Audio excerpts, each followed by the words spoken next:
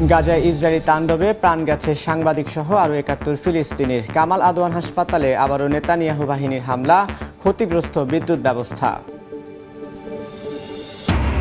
যুক্তরাষ্ট্রে উইসকনসিন অঙ্গরাজ্যের একটি স্কুলে বন্দুক হামলা, সন্দেহভাজন সহ নিহত ৩, আহত ৬। অস্ত্রধারী বিদ্যালয়ের শিক্ষার্থী, দাবি পুলিশের। আস্থা ভোটে হেরে গেলেন জার্মান চ্যান্সেলর। প্রেসিডেন্টকে পার্লামেন্ট ভেঙে দেওয়ার অনুরোধ শলজের। ২৩ ফেব্রুয়ারি আগাম নির্বাচন।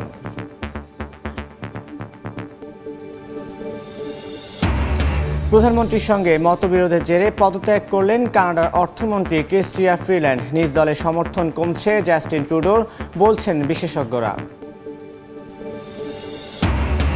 এবং গৌতম আদানির বিরুদ্ধে জালিয়াতির প্রমাণ পাওয়ার দাবি মার্কিন প্রসিকিউটরদের। আজ ঘুষ সংক্রান্ত নোট, নয়াদিল্লির সহযোগিতা ছাড়া ব্যবস্থা নেওয়া কঠিন, বলছেন বিশেষজ্ঞরা। গাজায় চলমান ইসরায়েলি হামলায় একদিনে প্রাণ গেছে সাংবাদিক, উদ্ধারকর্মী সহ আরও ৭১ ফিলিস্তিনির। উপত্যকাটির উত্তরাঞ্চলের কামাল আদওয়ান হাসপাতালে চিকিৎসকদের লক্ষ্য করে আবারও হামলা চালিয়েছে ইসরায়েল। এতে ক্ষতিগ্রস্ত হয়েছে বিদ্যুৎ ব্যবস্থা।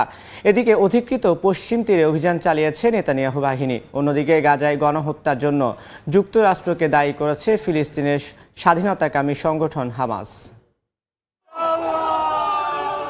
বছর পেরিয়ে গেলেও থামছে না গাজাবাসীর ওপর দখলদার বাহিনীর বর্বরতা। দিন দিন যেন বেড়েই চলেছে নির্মমতার মাত্রা। সোমবার উপত্যকাটির খান ইউনিসে UNRW এর পরিচালিত একটি স্কুলে চালানো বোমা হামলায় প্রাণ গেছে বেশ কয়েকজনের। বেইত হানুনের আরেকটি স্কুলে চালানো ইসরায়েলি ক্ষেপণাস্ত্র হামলায় নিহত হয়েছেন অনেক নিরীহ ফিলিস্তিনি। এছাড়া নেতানিয়াহু বাহিনীর আগ্রাসনে প্রাণ গেছে আল জাজিরার এক সাংবাদিক সহ কয়েকজন উদ্ধারকর্মীর। উত্তরাঞ্চলের বেইত লাহিয়াতেও আক্রমণ চালায় ইসরায়েল, সেখানে কয়েকজন হতাহত হন। গাজার স্বাস্থ্য মন্ত্রণালয়ের তথ্য অনুযায়ী উপত্যকাটিতে মৃতের সংখ্যা ছাড়িয়েছে ৪৫,০০০। গাজার উত্তরাঞ্চলের কামাল আদওয়ান হাসপাতালের চিকিৎসকদের ওপর হামলা চালায় নেতানিয়াহু সেনারা।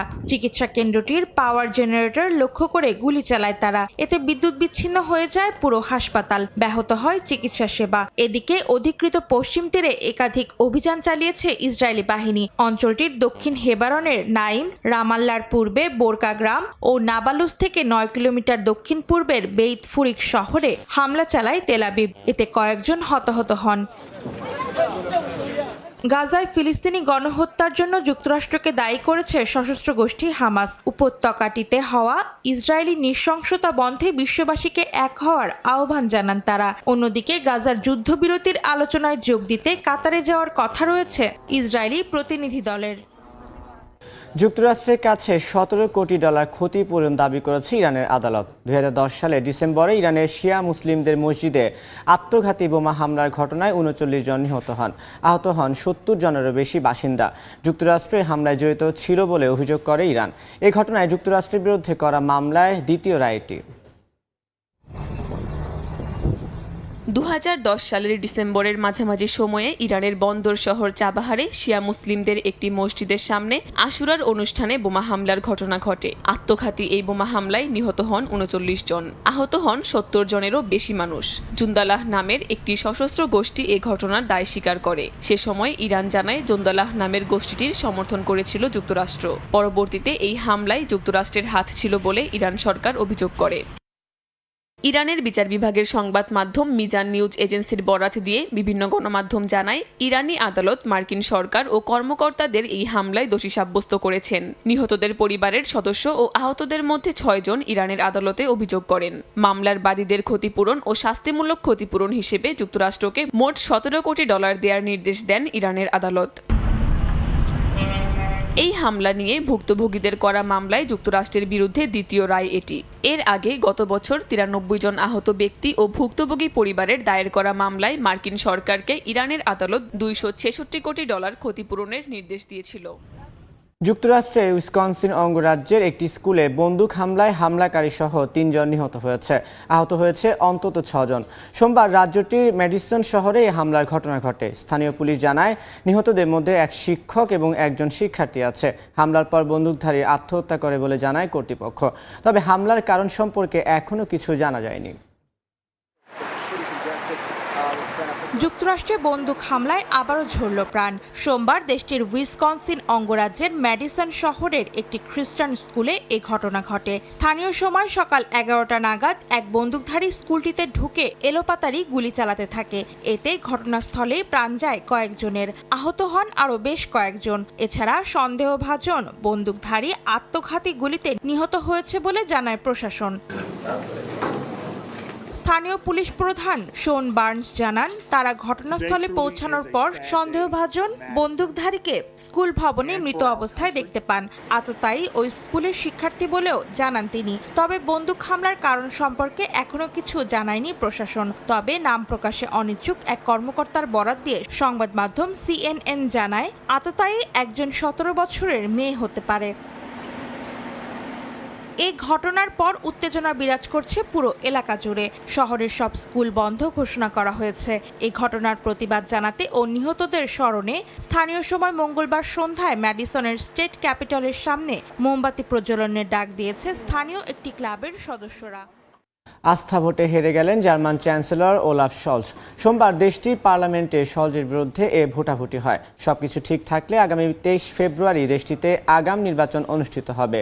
জার্মানি থেকে বিস্তারিত জানাচ্ছেন বিটু বড়ুয়া। নিয়তি মেনে নিতেই হলো জার্মান চ্যান্সেলর ওলাফ শলজকে। সোমবার দেশটির ষষ্ঠ চ্যান্সেলর হিসেবে তাকে মুখোমুখি হতে হয় আস্থা ভোটের, যেখানে হেরে গেছেন শলজ। এ কারণে মেয়াদ শেষ হওয়ার আগেই ক্ষমতা ছেড়ে দিতে হবে 3 দলীয় জোট সরকারকে। সবকিছু ঠিক থাকলে আগামী বছর 23 ফেব্রুয়ারি অনুষ্ঠিত হতে পারে জার্মানির আগাম নির্বাচন। জার্মান পার্লামেন্টে অনুষ্ঠিত আস্থা ভোটে অংশগ্রহণ করেন মোট 717 জন সদস্য। এর মধ্যে চ্যান্সেলর শলজের বিপক্ষে অনাস্থা ভোট পড়ে 394টি। এখনো চ্যান্সেলর হিসেবে শলজকে চান এমন ভোটের সংখ্যা ছিল 207টি, আর ভোটদানে বিরত থাকেন 116 জন আইন প্রণেতা। এদিকে আগাম নির্বাচনের বিষয়ে ক্ষমতাসীন সোশ্যাল ডেমোক্রেটিক পার্টি SPD এবং প্রধান বিরোধী দল ক্রিশ্চিয়ান ডেমোক্রেটিক ইউনিয়ন বা CDU এর মধ্যে বোঝাপড়া হয়েছে বলে জানান শলজ। এতে আগাম নির্বাচনের তারিখ নির্ধারণও সহজ হবে বলে জানান তিনি। সোমবার আস্থা ভোটে হেরে যাওয়ার পরপরই দেশটির প্রেসিডেন্ট ফ্রাঙ্ক ভাল্টার স্টাইনমায়ারের সঙ্গে দেখা করে সংসদ ভেঙে দেওয়ার অনুরোধ জানান চ্যান্সেলর শলজ। সবকিছু ঠিক থাকলে জার্মান প্রেসিডেন্টকে আগামী 60 দিনের মধ্যে দেশটিতে নতুন নির্বাচন দেওয়ার বিষয়ে চূড়ান্ত সিদ্ধান্তে পৌঁছতে হবে। নাটক দেখার সময় নেই, খেপেছে ইরান। গাজায় আবারও ভয়াবহ হামলা। দর্শক, গাজায় ইসরায়েলি হামলায় নিহতর সংখ্যা 45,000-এর বেশি ছাড়ালো। সোমবার কাতার ভিত্তিক সংবাদ আজ 17 ডিসেম্বর কাতার ভিত্তিক গণমাধ্যম আল জাজিরাকে এক প্রতিবেদনে এই তথ্য জানিয়েছে।